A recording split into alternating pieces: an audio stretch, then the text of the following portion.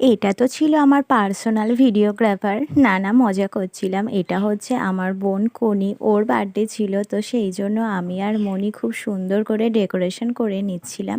আর পুরো ডেকোরেশনটা কিন্তু মনিই করেছে, তার কারণ আমার আসতে অনেকটাই লেট হয়ে গেছিলো। আমার জন্য কিন্তু ওরা অনেকক্ষণ ওয়েট করেছিল।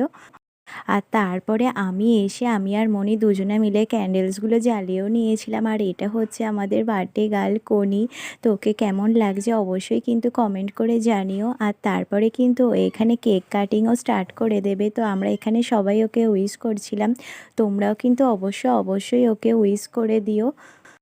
আর ও যে আমার সত্যিই ভিডিওগ্রাফার, কারণ আমার বেশিরভাগ গানের ভিডিওতেই ও আমার ভিডিওগুলো ধরে দেয়। আর ও কিন্তু ভীষণ ভালো ভিডিও ধরতেও পারে।